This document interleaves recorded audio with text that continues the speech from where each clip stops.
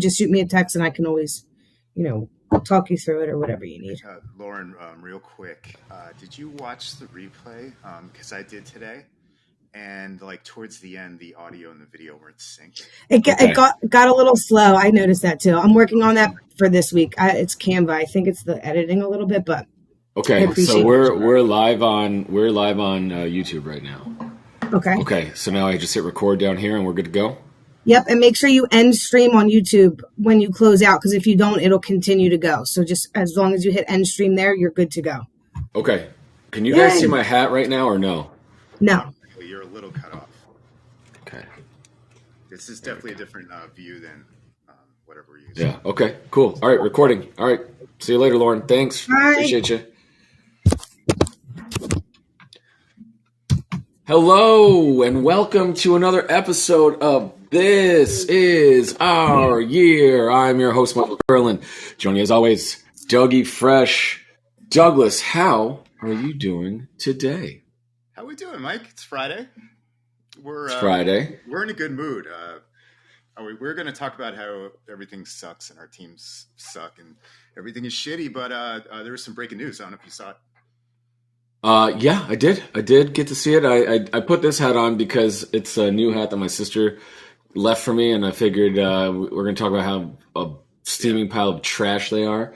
So I figured my sister was throwing out her trash, and I'll put on the trash that is what she was throwing away. Ooh, and I got something we can talk related. about it. I bought. I don't know why I bought this, but check this baby out. It's called a barrel top. Pretty cool.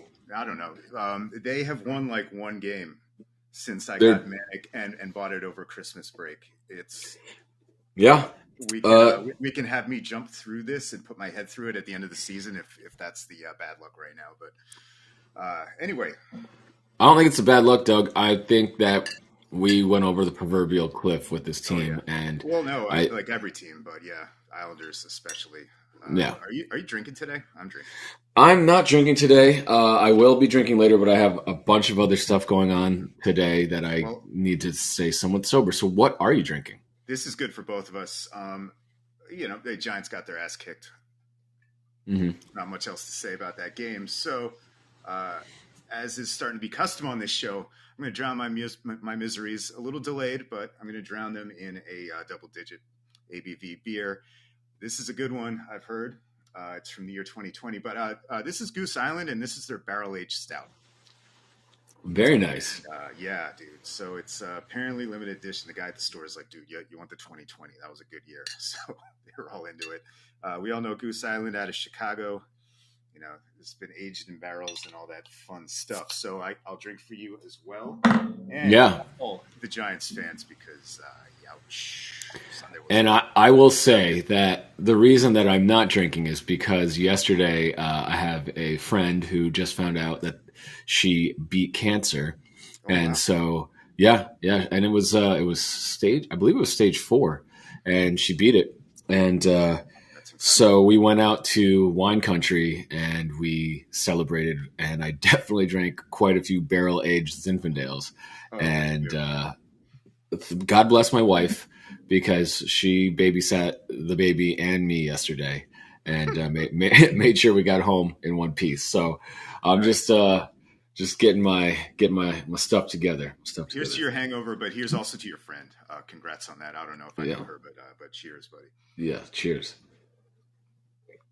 And I think that was a long time coming for you. You're getting a little more help on the baby side of things, and you're saying you got some sleep this week. That's Dougie, the baby slept 8 hours straight last night for the first time in like a month, and I don't know if it's going to continue to be 8 hours a night, but she's trending in the right direction.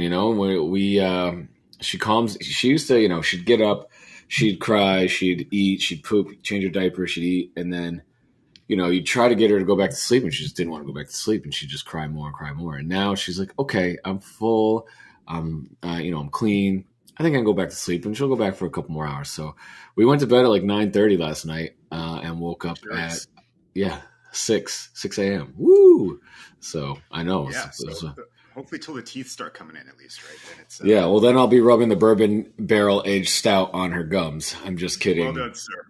I'm just kidding. I'm just kidding. It worked Uh, for us Irish people through the years. We're yes. Oh, dude, Canadian Club is what got me through teething. So, ooh, classic start him. Canadian club. Wow. Yeah, start him young. Start him young. Well, that was Dan Hirsch's choice drink Uh, in the house. So, big ups so to Dan. Doug, yeah, prayers up to Dan. So we got to talk about it, man. It was an ass whipping, but you you weren't supposed to be there, right? And the way I mean, you were right, but like when we started this show back in August, and we were talking about the Giants, you were hoping for a top 5 pick. You're hoping to pick up one of these quarterbacks, and you were hoping that this coaching Or you're staff, Daniel Jones. Yeah. yeah, yeah, and you were hoping that this coaching staff was going to be, competent. And I think the coaching staff proved more than competent. They actually salvaged Daniel Jones, which I know that's kind of. I don't know how you feel about it, and we'll get into that in a second. But I'll tell you from my perspective, with all this Jets talk that we're talking about, which we'll also get to in a second. I'm looking forward to that part of the show, by the way. Everyone has written Zach Wilson off, right? And maybe he should be written off, and maybe he's never going to be a competent quarterback. But the kid got thrown to the wolves, right? And you bring in a veteran now, and you give the veteran 2 years and a new offensive coordinator. 2 years with the kid while he's the backup. Who knows? Maybe, and maybe I sound crazy for saying this, but maybe in 2025, whenever this veteran quarterback, depending on who it is, and we'll get to that in a minute, is whoever that may be. Maybe there's some mentorship, and then Zach can take the reins and have some time to learn the hardest fucking job in all of sports. The hardest job in all of sports. So. Danny's had 4 years, as we mentioned last week. So, right, I think it depends on who your veteran is. If we're talking about, we'll talk about that maybe, in a second. But talk about that in a second. Talking about the other guy, I don't know if that's going to be a mentorship, man. But anyway, yeah, dude. Look, what is there to say? The Eagles are a damn good team. The Eagles are a damn good team, and I think that's mentioned ass whooping, and actually that's the name of our episode this week. I picked an Alabama ass whooping, which is the title of the first record by the Drive By Truckers, huge Drive By Truckers fan through the years, Southern Rock, by the way. But Jalen Hurts, I believe, is from Alabama. If not, I'll have to change that title. He didn't even have to do that much. No, Eagles ran all over us. 268 yards on the ground. So much for that stout front four and all that. They really made a mockery of our linebackers, especially the inside linebackers. They just couldn't get anything done. They were getting pushed around. Yeah, but you're playing. Like you alluded to it, right? Your front four. The Eagles have the best front four, which is better than yours. I didn't even get to that part yet, but yeah. In the league. And they have the best offensive line in the league. And, it's all about the fucking trenches. Always, dude. Yep. Always. Yes? And you're seeing Exhibit A of why that is a NFL truism, right? It's the game is won. The game starts in the trenches and is won there. And they got absolutely dominated on both sides. Daniel Jones got, sacked 5 times, but he was basically running every play. Running for his life, every play. Yeah, and so much for, last week I was hyping him up. Oh, he's finally figured out how to run and accurately throw. Not last week. But he. But the Eagles had 70 sacks this season. Yeah, and I know an all-star defense. I know we're adding an extra game the last 2 years, but 70 sacks, Doug. I don't know what the modern era record is, but I'm pretty sure 70's up there. It's got to be. I'm gonna actually look that up because I want to know. I want to know what's the most sacks by a team in a season and see how close. I'd definitely like to remember some defenses soon or during this show. But, as far as the game itself. 72, Doug, 72 sacks were the 84 Bears. 84 Bears, 72. 84 Bears were 72. And the Philadelphia Eagles are the third best with 70 this year. The Minnesota Vikings in 89 had 71. So that was the third best front four in the history of the NFL. I mean, shit. I didn't realize that. 89 Vikings. That's what, Chris Dolman. So yeah, dude, go Niners, but we might see Philly in another goddamn Super Bowl. What was I going to say? Yeah, I don't know. Do you guys want a game breakdown? That's one of those games where it's like, I don't think we need to go into the game breakdown. Let's talk about what do you think now for real? Now it's a reality. Right. They've said they want to re-sign Daniel. They said that's their top priority. You know, they're already talking about Saquon and like where he could possibly end up. They're saying the right things. What do you foresee? And you know, it's good. Like you didn't lose any. You know, I mean, you haven't lost Kafka yet, and I don't think you will because I think you know people wanted to see more than 1 year before they jump him up to a head coach. But who knows? But it seems like after last week, right? But it seems like most. Wink got called back for interview number 2, though. For Indianapolis? Yeah. Well, hopefully you don't lose either of your coordinators because I think continuity is really the biggest thing that's going to help you guys grow. And you know, but you've got your quarterback. Hopefully, I think you're going to re-sign Daniel Jones for something like 4 years, like $100 million. And you know, that's reasonable. Right? It's reasonable. It's a bargain. And you got him for another 4 years, and you got that shit's all settled, right? You don't have to worry about that, which is kind of good. Yeah, like unless for some reason he doesn't want to stay, and he's a pretty quiet guy, by the way. Or some like he gets some outrageous offer, then Joe Shane's like, I can't see them not franchising him and then having exclusive rights. Well, they can franchise either him or Barkley, right? But here's what I want to say about all this. This summer, you can now extend Andrew Thomas and Xavier McKinney. I'd argue those guys. I'm sorry, not Andrew Thomas. I'm sorry, Dexter Lawrence and Xavier McKinney. Thomas is still on his rookie deal, obviously. I think for like another year or two. But long term, you got to extend him too. I would argue that those 3 blocks are just as important to this team, if not more than maybe say Barkley. So I agree. I don't know. I think that's really what I would like to talk to you about. Is we talked about it a little bit last week. Right. Joe Shane's got a lot of work to do. What's the great news is 50 something in cap space. Yeah. I don't want to give away my Viacom too early, but it will concern someone who's getting cut immediately. And, okay. And it's gonna save 6.7 right there. Can't wait. Okay. But, okay. I don't know who we're talking about, but I'm excited. Think about it. Anyway, I guess this guy's completely forgotten, but no, we've definitely talked about him though. But anyway, it's been a weird year, right? We turned it around. Joe Shane's first draft class, like 75% of them got hurt this year and ended up on IR by now. There's some intriguing talent that might be able to help the line. But they obviously need they need help on the line, especially interior line. Evan Neal had a bad year. Let's just say it. Let's not sugarcoat it. Yeah, he got banged up.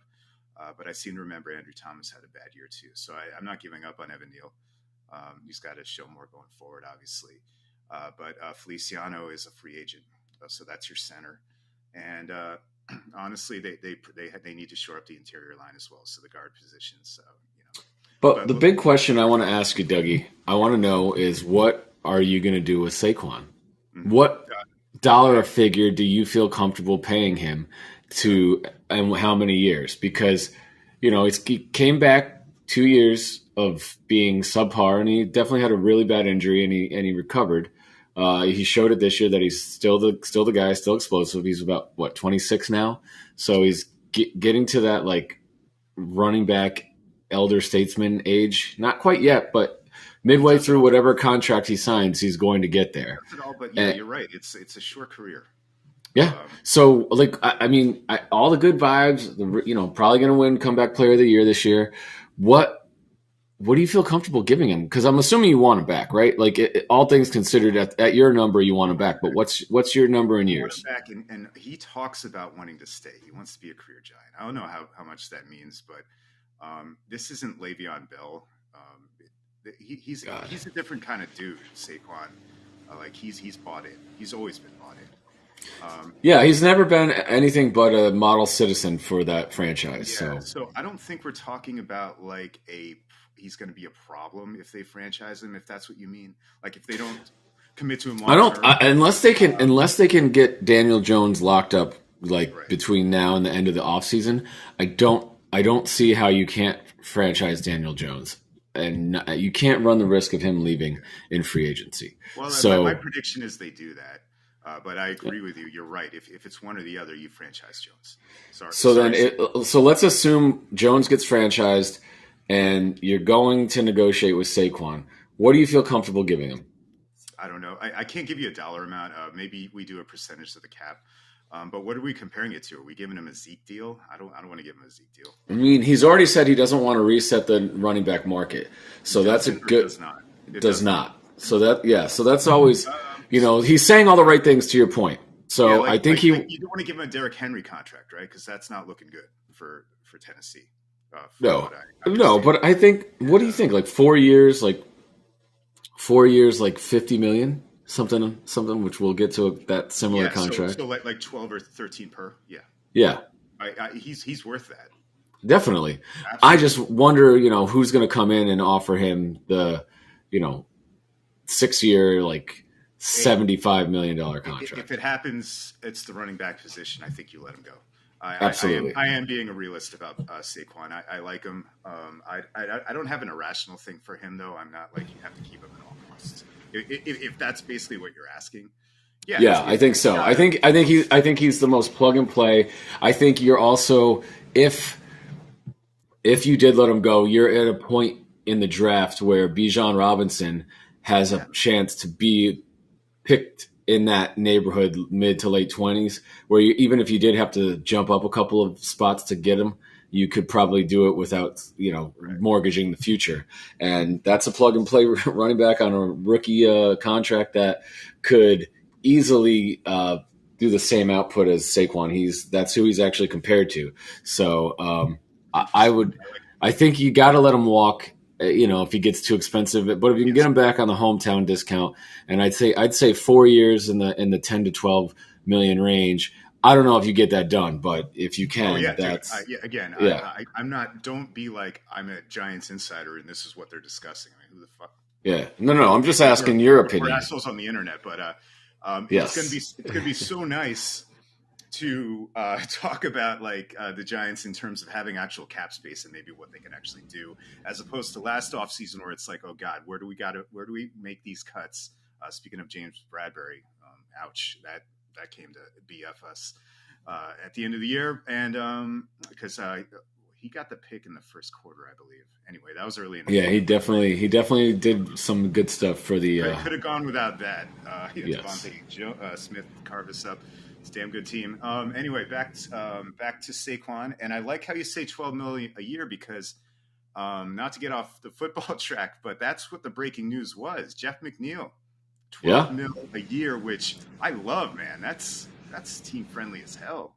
Yeah, 4 years, $50 million for Mr. McNeil, plus a club option. So I think the way that the Mets and McNeil negotiated this was as such. McNeil's already 30, and he's still under team control for like 2 more years. Is that right? Yeah. So we could have gotten him for 6, 7, 6 and 9 for the next 2 years. So we gave him, an extra $9 million to buy him out, and then he gave us, 3 extra more years. And I think at the end of this deal, he'll be 35, because I do think we'll probably re-up them, and that option's probably for 12, 13, 14 million, something along those lines. And I think this is a great contract for us to have. 30 doubles, hitting 300 in 4 years. Absolutely. Dude, I mean, he's the spark plug to the offense, and I will say, you banged the drum to not trade him over and over in the beginning, and I was ready to get rid of him. So Brody came so close to getting rid of him a couple of times, including the Cano deal. Remember when the Cano deal was first announced, and he was on that return? It was just like, oh God, this is God, dude. I mean, I will say, in hindsight, that deal, it's not bad. Kellenic was, I was a mild defender. I was like, dude, guys, Edwin Diaz is a badass. Like, yeah. I mean, we definitely won that deal.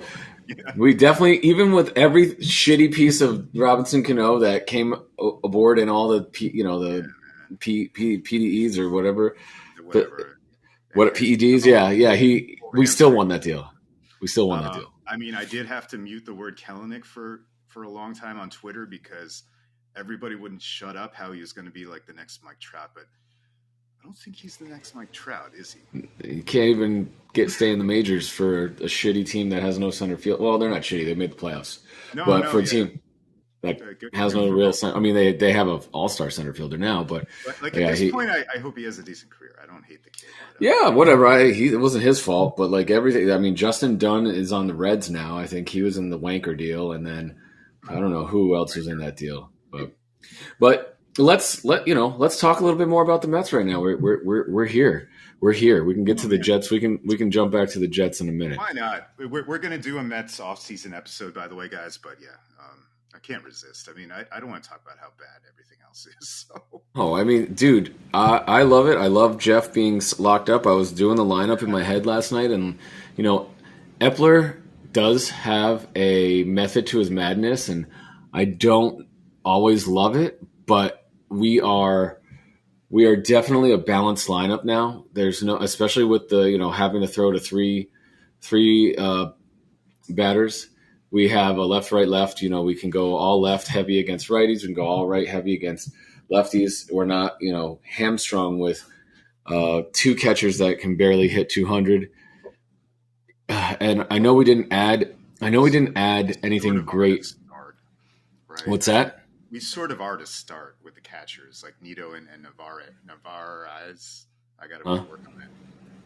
It's like Baez, right? So yeah, Narvaez. Yeah. Narvaez.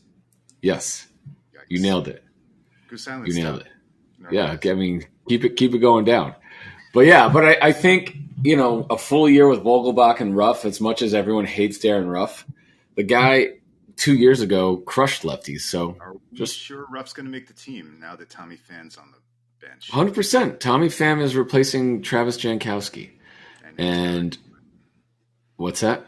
And Tyler Naquin, of course. But yes. So that's your fourth outfielder now. He's gonna play center against tough lefties. Definitely Francisco in Syracuse to start the year.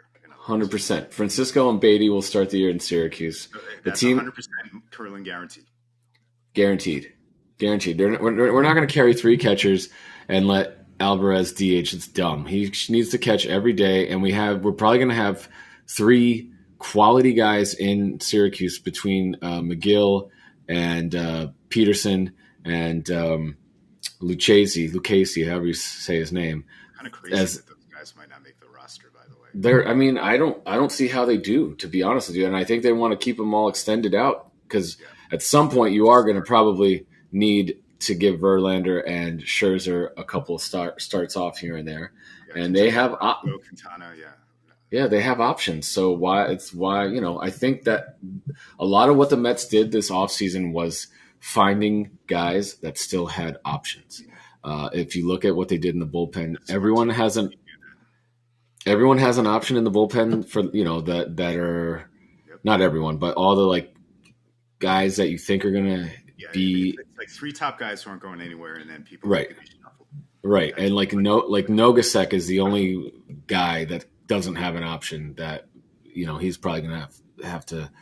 He'll be a guy that'll probably force his way on opening day. Just he'll get a longer look, all that kind of stuff. Yeah, I love the stash, but let's be real. He's kind of a fringe guy. I want him to succeed, but I think he'll make the team out of spring training just because he doesn't have options, and if that they can send some guy down that does have options, then if he stinks, I mean that would be weird. No, Drew Smith's going to make the team. He's not going anywhere. He pitched well. He has an option left. I don't know how. I'm not sure. I don't know. I don't think he does, to be honest with you. I think he's out of options. But I think Jeff Brigham, a guy we got from the Marlins, I think he's got an option. I think Hernandez has an option. I'm pretty sure we need to do a more detailed Mets roster dive of everything that's happened on another episode. But we're getting ahead of ourselves. All right, so let's talk about some New York Jets football. Yeah. Here. So just first of all, before we get to the Jets, go Niners, right? Do you care about the other game, Cincinnati? The only thing I care about is I'm in a survivor pool and I have two entries still alive, and I can pick anyone but the Eagles in one of them, and I can pick anyone but the Chiefs in the other one. So I think I'm set up nicely because I think the Chiefs are going to lose to the Bengals this weekend. So I'll probably pick the Bengals on one of the games. Maybe. Yeah. And then, I don't know if I can do that because then the one with the The one with the maybe take Philly over San Francisco, I guess. Yeah, maybe I'll take San Francisco this week against Philly, and then that way, if Cincinnati wins, right? Yeah, I don't know. We'll see. This is like the biggest thing I got to figure out right now is who I want to pick this week. I haven't even looked at the lines. It's been another. Well, I haven't either. I think San Francisco is going to win the whole thing, though. Really? Actually that's my prediction. They yeah, beat the Eagles. I do. I think they can beat the Eagles. I think that they can beat either of the two AFC teams. I think that they're that good. I think they're ready. They're hot, and they're with Brock Purdy. With Brock Purdy, I know, right? It sounds crazy, but it's actually not that crazy. Him and Jalen have the same amount of playoff starts. Right. So, but I think Purdy's got a little bit of poise to him, and Jalen's I just think. Resume, but what's that? Jalen's got a better resume, but hey. Oh, definitely. I think the Niners defense is also really good. And I think Shanahan has just been on the cusp. And I think that McCaffrey trade was he was the linchpin that they were missing to make that offense do what that offense can do. So the Shanahan running back roulette, right? It's been a lot of fun the last 3 years. Oh, not any longer. Not any longer. There's no more Trey Sermons and fucking Elijah Mitchells. Yeah. Right, exactly. But let's talk about the New York Jets, Dougie. Yeah, dude. Can we start with the 40-year-old quarterback, or do you not want to talk about that? Yeah, I mean, I've been watching this from afar, and everyone's like, oh, Lamar, oh, David Carr, and then Aaron Rodgers. Right. I will say the whole time, the only player that I love that doesn't play for the New York Jets in all of the NFL more that's never played for the New York Jets is Aaron Rodgers. And that's because he's won me three fantasy titles. Yes, so there's absolutely no. But what about right now? I don't care about all the noise. I think that Aaron had a new offensive coordinator this past year. I think his line was fucking hot garbage, and they traded his fucking best receiver. And he broke his thumb week 5 against you guys, and he apparently bruised his ribs or something in week 12. Played through all of that and still almost got that dog shit team into the fucking playoffs.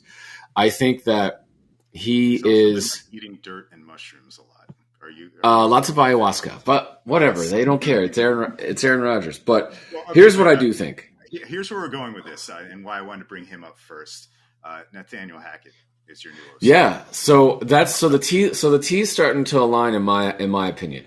I don't think Lamar. Can we get this out of the way? We were really making fun of Nathaniel Hackett this year. I think he's a terrible head coach. He's a terrible head coach.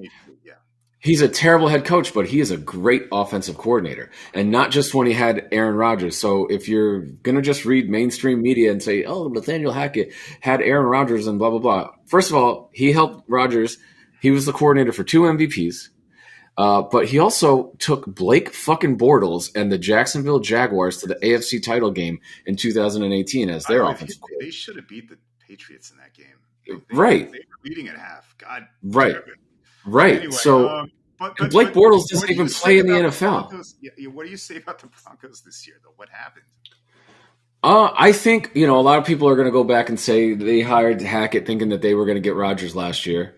And I think that Green Bay wasn't ready to walk away from Rodgers last year. And so they, put some lipstick on a pig and made it through one more, gave it one more. The surprise was Russ Wilson, man. I mean, are we blaming Russ? I think Russell Wilson is a wackadoo. I think if you look at Rodgers isn't two separate wackadoos. Rodgers is a wackadoo with what he says in the media, but Rodgers is fucking an MVP on the field. Russell Wilson hasn't played at an MVP level in probably 5 years, and he and Carroll hate each other, and he hasn't been as mobile as he used to be. So now he's a pocket passer. I'm not defending Wilson. I'm just trying to parse the logic here. That's all. So I think they brought Wilson in, and I think what you saw was that's where I'm going. What Pete Carroll had grown tired of. I mean, the guy Russell Wilson has his own office in the fucking locker room of the Denver Broncos. He's a disaster. But he has his own toilet. That's a separatist, elitist bullshit that doesn't jive well with teammates. And honestly, we don't need to talk about the stupid Broncos. Broncos. Like, who cares? Right. But we always somehow end up talking about the stupid Broncos. We do. And the Jaguars and the Arizona Coyotes. Yes. We know our audience. But, Yes. what was I going to say? Okay, so you're going to say that Hackett, Rodgers, and Zach Wilson it's going to be hunky dory. They're going to coexist and they're going to kick ass. Okay, so let me just tell you what I think. That can actually be room. Yes, 100%. I think Woody's going to want that star. He did it with Favre. He's going to do it again for Rodgers. He'll pay something to get him, that whatever. He'll take on the money. Rodgers and Wilson have already talked, and Wilson that's Wilson's idol. So Wilson can sit behind Rodgers for 2 years, still on his rookie contract. Hackett can get the best out of fucking Rodgers. Let him do his thing. There's already weapons in. What's that? You think he has 2 years left? I think Rodgers will come here and he'll play 2 more years and he'll call it a day. And you think Wilson will be cool with this? I don't think he has a choice. Yeah, he doesn't have a choice, but I think if he's going to be cool with anybody, it'll be him. And then maybe we can salvage that guy for the next 2 years and then give him his fifth year, let him come back and play it on his 5th-year rookie contract and see how he does. And if he stinks, okay, then we get a new quarterback, 4 years from now. But the old Daniel Jones, right? So, all right. Yeah. So that's kind of where my head's at. You've talked yourself into Aaron Rodgers on the Jets. I think it's a done deal. I don't think that your number one option out of all the guys that are. Like realistically, I'm not saying. Because I mean, if LaFleur had stayed, I would have liked Garoppolo, and I would have said, bring in Garoppolo. He knows that offense. Let him come in. We can probably sign him for like something similar, like 4 years, $25 million. We can get rid of Zach and move on because Garoppolo is only like 31, 32. David Carr is a poor cold weather quarterback.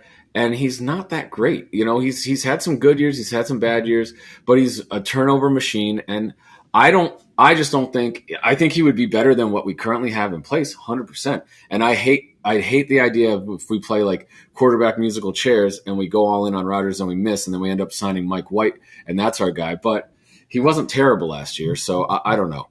I don't know, man. I think. Is there any way you can pry Devontae over here, by the way? I mean, that all these things are. I don't know. I mean, I that would be cool. I don't know what it would cost to get Devontae from the Raiders. I think that's the only other team that will consider making a play for Rodgers, though. But I really think the Raiders are going to go hard after Brady, if I had to guess. Okay. So because McDaniels is there, and so I think that makes sense. Mark Davis is an idiot, and he'll probably overpay for a 46-year-old declining quarterback to come out. Brady needs to. Work a couple more years, and then he's got Devontae to work with. I avoid TV posts like the plague. He doesn't have to. He doesn't have to work. He's got a 10-year deal waiting for him, from Fox. Brady is going to want to play a couple more years. You think? I think he's going to want to. Yes, I do. I do. So we have a couple more years of this Brett Favre thing. Will he retire or no? Oh fuck. Yes, 100%. Yes, exactly. But I do think we're going to get. I do think the Jets. If I'm making bold predictions, I think the Jets and the Packers have already worked out a deal. They're waiting till post June 1st to make that deal happen. I think Rodgers because it's for salary cap reasons. I think Rodgers going on Pat McAfee's show and talking about how much he loves the weapons in New York, talking about how much he likes Zach Wilson. Joe Namath coming out and saying he'd unretire the 12 for Rodgers to wear. I think bringing in Nathaniel Hackett when I missed that too. Yeah. Oh, Namath came out and said that. Oh, dude. I mean, all this stuff's lining up. I think Rodgers is tried to sell me a reverse mortgage lately, but all right. Yes. Well, that's true. But I really think it's going to happen. I think it's probably already done, or at least the framework of a deal has been discussed. And I think we know what it's going to cost us. I don't think Hackett would have came here. Hackett got destroyed. So let's just talk about that for a second. Hackett got destroyed in Denver. He was a shell of himself. He basically handed over play calling duties to his Clint Kubiak and that's what he's known for is play calling. And he couldn't manage a game. He couldn't manage a clock, and that's fine. But everyone said, game one, remember that he wilted. He wilted, and everyone said he wanted to take the year off and reboot, and no one would have blamed him if he did. So why Doug, would you come to a team that your owner's probably, if you don't make the playoffs this year, your owner's probably going to clean house. There's absolutely no quarterback in the quarterback room. Why would you do that? I don't know. That's my. What was it coordinated? This is Windhorst. Brian Windhorst was doing this with like Kyrie and it was Kevin Durant. Oh yeah, no, I remember. I just can't remember if he was like this or just like this. You know, he was doing the hokey pokey. So to me, and that's like a new song that plays at my house all the time. I don't fucking know any cool music anymore, but I know children's. Well, you'll be surprised at what. You'll be surprised at what they have for children's nursery rhymes. They have like hip hop nursery rhymes now, and my wife and I have been having some fun diving into that. So, Daddy, what's it got? But I don't understand why he would come out, why he wouldn't take a year off when he's already got guaranteed money to sit on his couch and do nothing, to come here when there's no quarterback on the team, right? So I don't know. I mean, they said the same thing last year about him in Denver. So I think it's a different year. I think I think that the Packers are ready to move on from Rodgers. I think they've already come out and said they'd only trade him to an AFC team. So like everyone's talking about all this stuff that doesn't need to be talked about. It doesn't make sense to me, right? And so if you look at the AFC teams, who are the teams that would be interested in Aaron Rodgers? I think you can say the Raiders, possibly, because they want to move on from Carr, and you could say maybe the Dolphins, but I don't see how that is. With Tua, I don't see how that's a realistic thing. So who else makes sense for them to trade him to that would be in the market for a quarterback that he would want to go to, right? So I think the New York Football Giants. They're in the NFC. I'm just kidding. Yeah. Yeah. Okay. So that's what I think. That's my bold prediction. You heard it here on January 27th. Aaron Rodgers will be a New York Jet. We're gonna have to wait 5 months for it, or 4 months for it, but 6 months, 5 months. Yeah. Yep. June 1st. It's happening. Right. Mark it down. Yeah, 4. I guess if you really do the math. I need it to not be winter anymore. Yeah. Well, I mean, you just need to move to California, dude. It's 63 degrees and full sun outside right now. It's beautiful. Yeah, we got people pulling us towards Miami and Cali. Hey, man, go to Miami then. Yet here we are. But, still in Stanford. I'm actually going to be in Miami next month. I'm looking forward to that. That'll be good. Ooh, nice. So where are you heading? Real quick. Brickell area. I don't know. We're going down for a conference, and we're going to take the baby and try and see how that works. And then we're going to do like an owner's retreat. So Sergey from our league lives around Brickell now, so you should give him a shout. Oh, nice. What's up, Sergey? What's up, Sergey? This, but, no, probably not. So shout out to anyone who is watching this, though. I think there's a couple of people who might have tuned in. Really? Oh, yes. I don't know if there's a way to do comments yet. We got to talk to them. There is. I have the comments on, but I have to be over on the live stream. So I don't see any comments though. Right. See any comments. Let's go, John. Let's go, Jenny. Yes. Well, it looks like there's also 0 current viewers, so that's okay. You're lost. This is insider shit. Yeah, this is great stuff. This is great stuff. So, insider. Dougie, do you want to talk about the fucking trash that's here and behind you? Do we have to? I mean, I don't know. I mean, I just think they're done. Yeah, I feel bad for Lane. And my biggest fear is probably going to come true, which is Lou is never going to say die, and he's going to trade a bunch of something for, I don't know, maybe Thomas Vanek. He can get him to come out of retirement, and then it won't be Timo Meyer, right? Because he's probably going to Jersey. They have better prospects anyway. That's the thing about this Lou thing. It's like telling an addict to stop. Like you got to stop. Yeah, you're out of assets anyway. We have like we have a bottom 5 prospect pool. We haven't picked in the first round in like 4 years or whatever the hell it is, 3. I don't know. Yep. It's just sell these parts off, man. We love these guys. All us fans love these dudes. But it's time. It's time. It's time to fucking get any value for Mayfield. for Varlamov. I don't know if you can for Varlamov at this point. Great job keeping the $5 million backup. Yeah, he's been Right. Instead of great like in those 10 games. going to get the winger that we needed.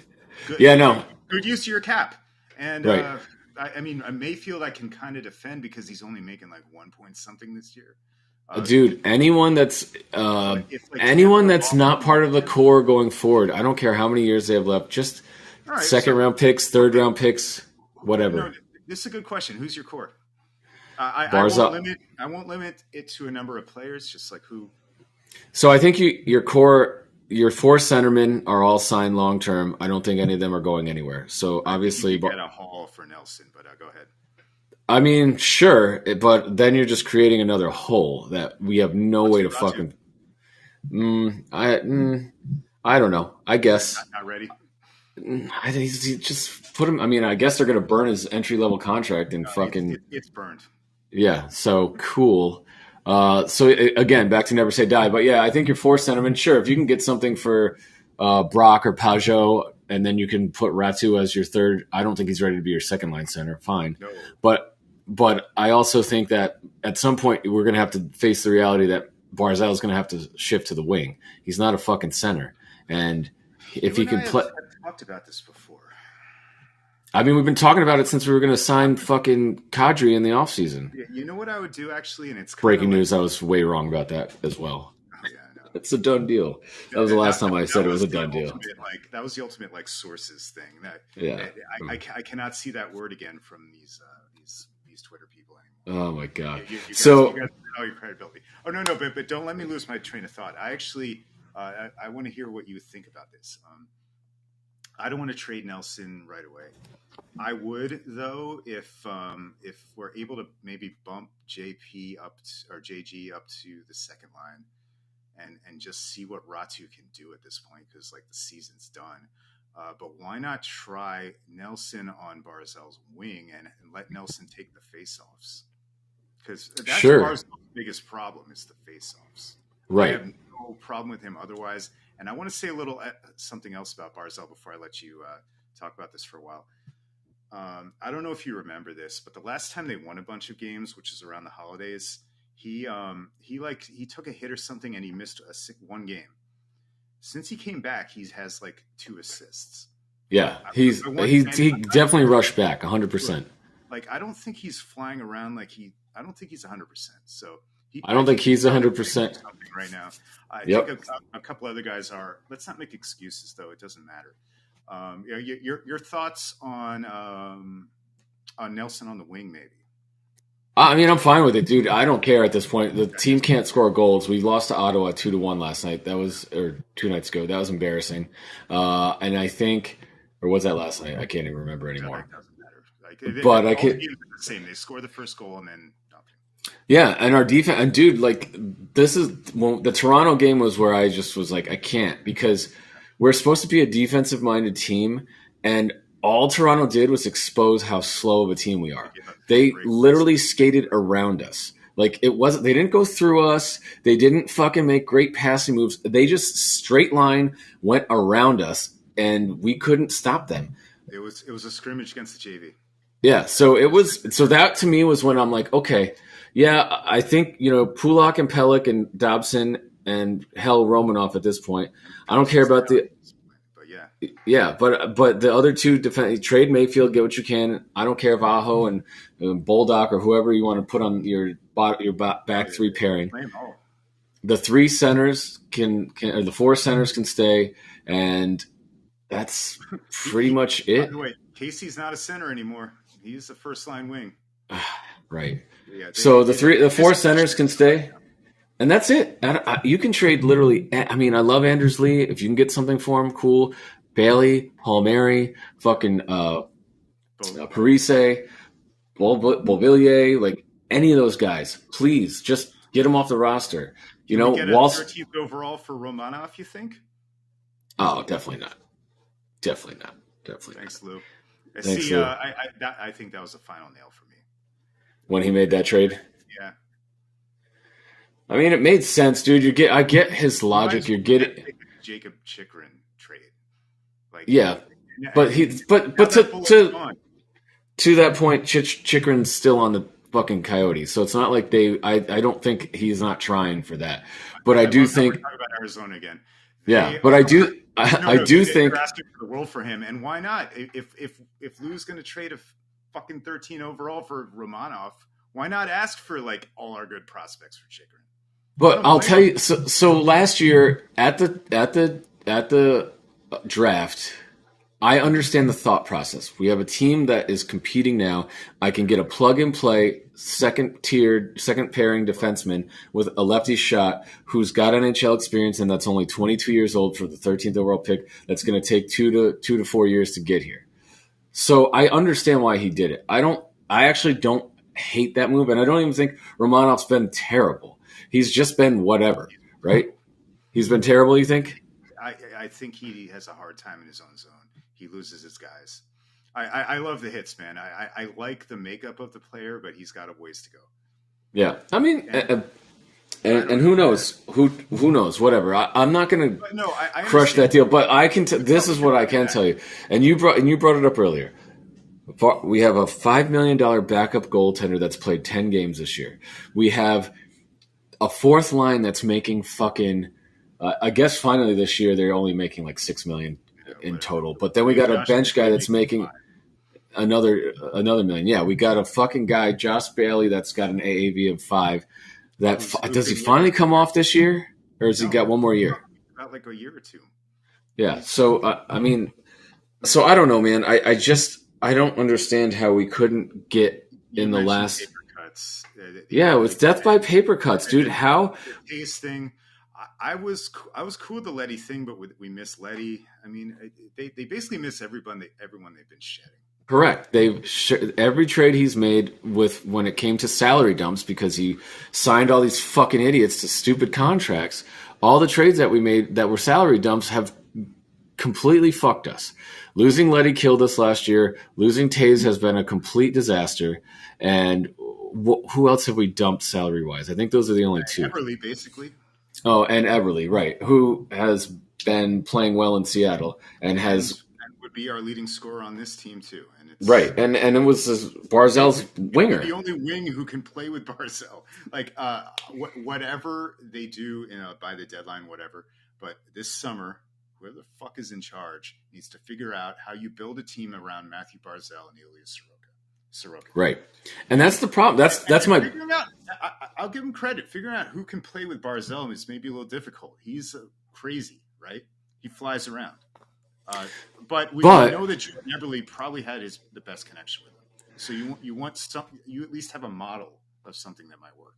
But here's my bigger fear, Doug: is Ilya Sorokin has got one more year for $4 million, and what if he's just like, fuck this team? I'm gonna go get 10, 15 million.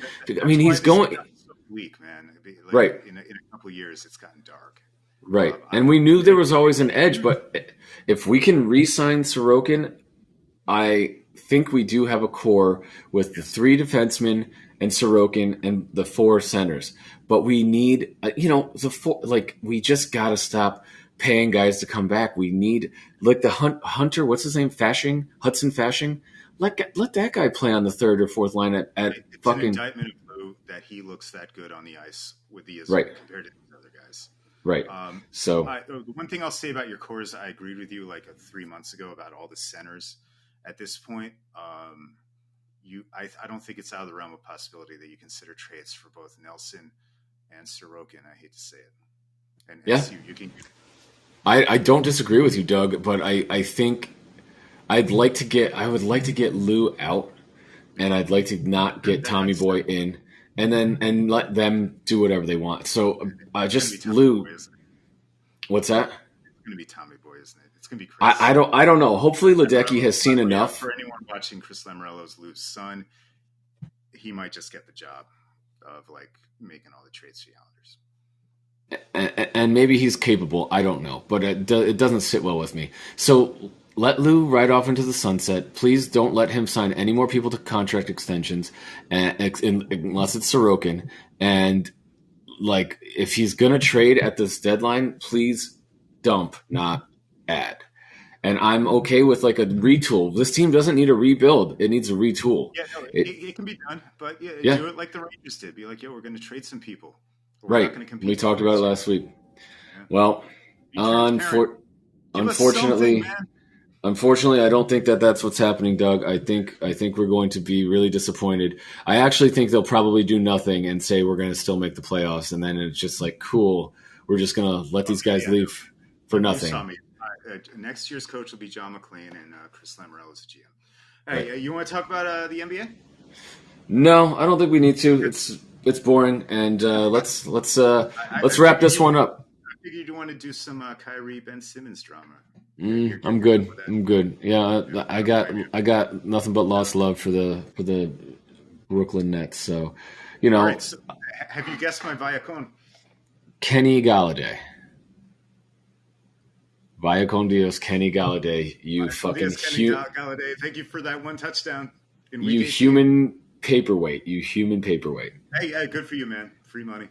Yeah. All right, Dougie. It's been a great episode. I am glad that we're back and doing this again, and we will not be January anymore next time we do this. So and it'll be February. Looking forward to it. We'll see you guys next week.